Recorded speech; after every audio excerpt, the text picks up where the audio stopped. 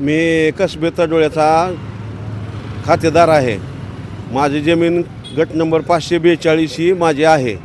पण माझं 19 पासून अनुदान गणेश माळी या तहसीलदारनं अडवणूक केलेली आहे. आणि आता ह्या चालू तलाट्यानं 2 वर्षापासून माझ्या अनुदान माझं अडविलं आहे. भावाची खोटी तक्रार घेतली आहे. मैताच्या नावानं दी म्हणतोय मला. तहसीलदार मॅडमनी त्याला सांगितलं होतं की बाबा तू फेरफारप्रमाणे अहवाल दी आणि मग मी ह्यांच्या मामाचं अनुदान वर्ग करते असं त्यांनी सांगितलं होतं माझ्यासमोर. पण ह्यानं माझ्या विरुद्ध जाणून बुजून मला अनुदान मिळू नये असं 2 वेगवेगळे अहवाल दिलेत. त्याच्यामुळं मी त्याच्यावर तक्रार दिली आहे. तरी माझं अनुदान मला कलेक्टर साहेबांनी द्यावं आणि तहसीलदार साहेबांनी हा आदेश करावा. त्यांनी तहसीलदार मॅडमकडची काही चूक नाही, पण ती तलाठी जास्त नखरं करायला लागला आहे. त्याच्यामुळं त्याला निलंबित करण्याची कारवाईची मागणी केली मी.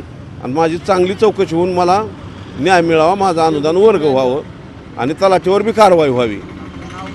माझं नाव सुभाष मुरलीधर कदम, राहणार कसबे तडोळी, तालुका जिल्हा धाराशिव. गट नंबर 542. त्यांचं म्हणणं आहे की सामायिक क्षेत्र आहे, परंतु माझ्या नावापुढं फेर नंबर आहे आणि त्या फेरमध्ये 3 हेक्टरची क्षेत्र आहे. तर मला 3 हेक्टरच्या मर्यादित शासनानं अनुदान देणं योग्य न्याय आहे. वाटणीपत्र माझं झालेलं नाही. 7/12 जरी माझा कंबाईन असला तर माझ्या फेर नंबरमध्ये क्षेत्र आहे. आणि पूर्वी तहसीलदारनं त्याच्यावर आदेश दिलेला आहे पाठीमागं. ती तहसीलदार मॅडमनी त्याला सांगितलं होतं की पाठीमागच्या आदेशाचा उल्लेख कर आणि तुला पत्र देते मी, त्यांचं अनुदान वर्ग कर. पण त्यानं जाणून बुजून माझ्या विरुद्ध अनुदान वेगळं अहवाल दाखल केलेत. त्याच्यामुळे त्याची चौकशी होऊन त्याच्यावर कारवाई करावी आणि माझं अनुदान वर्ग व्हावं. हो, आहेत की अहवाल माझ्याकडं. नकला काढल्यात की नकला काढून म्हणूनच बोलतो मी.